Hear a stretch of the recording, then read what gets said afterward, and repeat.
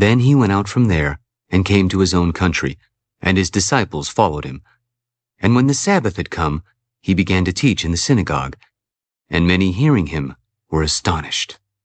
Where did this man get these things? And what wisdom is this which is given to him, that such mighty works are performed by his hands? Is this not the carpenter, the son of Mary, and brother of James, Joseph, Judas, and Simon? And are not his sisters here with us? So they were offended at him. But Jesus said to them, A prophet is not without honor, except in his own country, among his own relatives, and in his own house. Now he could do no mighty work there, except that he laid his hands on a few sick people and healed them. And he marveled because of their unbelief. Then he went about the villages in a circuit, teaching. And he called the 12 to himself, and began to send them out 2 by 2, and gave them power over unclean spirits. He commanded them to take nothing for the journey except a staff, no bag, no bread, no copper in their money belts, but to wear sandals and not to put on 2 tunics. In whatever place you enter a house, stay there till you depart from that place. And whoever will not receive you, nor hear you, when you depart from there, shake off the dust under your feet as a testimony against them. Assuredly, I say to you, it will be more tolerable for Sodom and Gomorrah in the day of judgment than for that city. So they went out and preached that people should repent. And they cast out many demons, and anointed with oil many who were sick, and healed them. Now King Herod heard of him, for his name had become well known.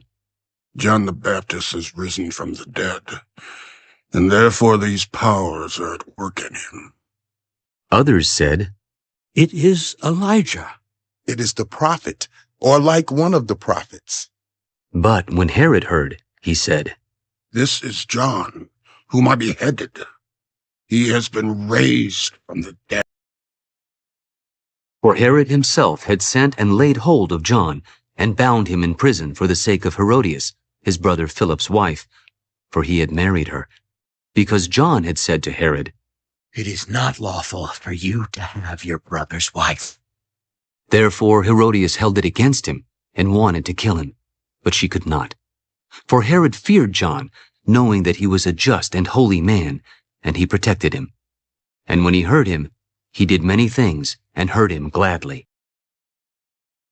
Then an opportune day came when Herod, on his birthday, gave a feast for his nobles, the high officers, and the chief men of Galilee. And when Herodias' daughter herself came in and danced, and pleased Herod and those who sat with him, Ask me whatever you want, and I'll give it to you. Whatever you ask me, I will give you, up to half of my kingdom. So she went out and said to her mother, What shall I ask? The head of John the Baptist. Immediately she came in with haste to the king and asked, I want you to give me at once the head of John the Baptist on a platter. And the king was exceedingly sorry. Yet, because of the oaths, and because of those who sat with him, he did not want to refuse her. Immediately, the king sent an executioner and commanded his head to be brought. And he went and beheaded him in prison, brought his head on a platter, and gave it to the girl. And the girl gave it to her mother. When his disciples heard of it, they came and took away his corpse and laid it in a tomb. Then the apostles gathered to Jesus and told him all things, both what they had done and what they had taught. Come aside by yourselves to a deserted place, and rest a while. For there were many coming and going, and they did not even have time to eat. So they departed to a deserted place in the boat by themselves. But the multitude saw them departing, and many knew him, and ran there on foot from all the cities. They arrived before them, and came together to him. And Jesus, when he came out, saw a great multitude, and was moved with compassion for them, because they were like sheep not having a shepherd. So he began to teach them many things. When the day was now far spent, his disciples came to him, This is a deserted place, and already the hour is late. Send them away that they may go into the surrounding country and villages and buy themselves bread, for they have nothing to eat. You give them something to eat. Shall we go and buy 200 denarii worth of bread and give them something to eat? How many loaves do you have? Go and see. And when they found out, they said, 5, and 2 fish. Then he commanded them to make them all sit down in groups on the green grass. So they sat down in ranks, in hundreds and in 50s. And when he had taken the 5 loaves and the 2 fish, he looked up to heaven, blessed and broke the loaves, and gave them to his disciples to set before them. And the 2 fish he divided among them all. So they all ate and were filled. And they took up 12 baskets full of fragments and of the fish.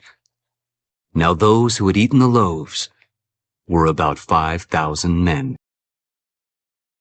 Immediately he made his disciples get into the boat and go before him to the other side, to Bethsaida, while he sent the multitude away. And when he had sent them away, he departed to the mountain to pray. Now, when evening came, the boat was in the middle of the sea, and he was alone on the land. Then he saw them straining at rowing, for the wind was against them. Now, about the 4th watch of the night, he came to them, walking on the sea, and would have passed them by. And when they saw him walking on the sea, they supposed it was a ghost and cried out. For they all saw him and were troubled. But immediately he talked with them. Be of good cheer. It is I. Do not be afraid.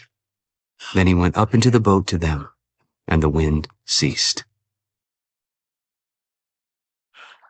And they were greatly amazed in themselves beyond measure, and marveled.